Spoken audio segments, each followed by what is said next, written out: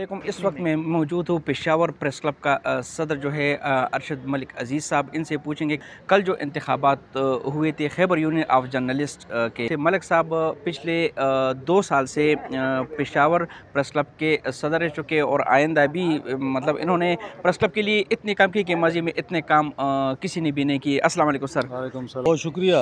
आप जैसे कि आपको पता ही है कि सहाफ़ी इंतहाई मुश्किल हालात में काम कर रहे होते हैं और उनकी तनख्वाहें भी काफ़ी कम होती हैं। तो इस सूरत हाल में प्रेस क्लब जो है वो उनकी वेलफेयर का काम करता है जी। लेकिन चूँकि यूनियन एक अगर ना फ़ाल हो तो बहुत सारे मामलात जो हैं वो रुक जाते हैं। मिसाल के तौर पर जो दफातर में उनके टाइमिंग्स होते हैं, उनकी तनख्वाह का पैकेज होता है, उनका कोई कानूनी मामला आता है, जो प्रेस क्लब के बाहर के मामलात हैं वो यूनियन देखती है। लेकिन बदकिस्मती ये है कि यूनियन काफ़ी अरसे से गैर फ़ाल थी और जो सहाफ़ियों के मसाइल हल नहीं हो रहे थे, उसका बोझ प्रेस क्लब पे आ रहा था। तो अब हमारी खुशकिस्मती है कि इस दफ़ा लोगों ने ये देखा है कि यारी दोस्ती रिश्तेदारी को छोड़कर उन्होंने ऐसे लोगों को वोट दिया है कि जो ऑलरेडी काम कर रहे हैं, सिर्फ ऐलानात नहीं, जो अमल कर रहे हैं। और उन्होंने देखा है कि हमारे पैनल्स ने प्रेस क्लब्स में क्या डिलीवर किया है, तो उस जो डिलीवरी को देखते हुए उन्होंने यूनियन में भी ऐसे लोगों का इंतखाब किया है जो मुतारिक हैं, जो फ़ाल हैं, जो उनके मामलात को हल करेंगे और जो मालिकान के साथ बातचीत कर सकते हैं। जी सर, सदारत का टेन्योर भी पूरा होने वाला है। मेरे ख्याल से नेक्स्ट मंथ में सदारती इंतखाबात आने वाले हैं, तो इस बार आप खड़े होंगे?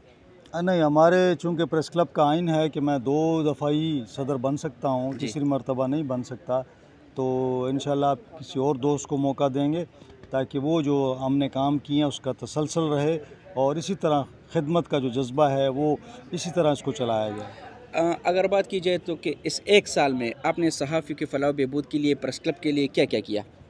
हमने एक तो ये कि इवेंट्स बहुत ज़्यादा किए हैं, कल्चरल इवेंट हो, यहाँ पे मैंगो पार्टी हो, यहाँ पे आइसक्रीम पार्टी हो, यहाँ पे क्रिकेट का एमसीएल हो, यहाँ पे गेम्स हों, यहाँ पे एजुकेशन के हवाले से हमने स्कॉलरशिप्स दिए हैं। तो फंक्शंस तो बेतहाशा हमने किए हैं यहाँ प्रेस क्लब के अंदर। उसके साथ साथ जो वेलफेयर है वो भी हमने की। हमने ईद पैकेज दिया, रमज़ान पैकेज दिया, फिर एक रिलीफ उसमें दिया। तो तकरीबन हर मेंबर को हमने इस साल में 1,40,000 रुपये जो है हर मेंबर को हमने दिया है। और उसके अलावा तकरीबन कोई 1.5-2 करोड़ रुपया हमने जो है वो इनकी मेडिकल जो बिल्स हैं उसमें दिया है। तो कहने का मकसद ये है कि जो जो चीज़ें चल रही हैं, जैसे कैंटीन चल रही है, इस प्रेस क्लब की सूरत हाल देखें बेहतर हो गई है, यहाँ सोलर सिस्टम लगाया है। तो ये बहुत सारे ऐसे इक़दामात हैं जिनको अगर आप गिनना शुरू हो जाएं तो बड़ा टाइम उसके लिए चाहिए।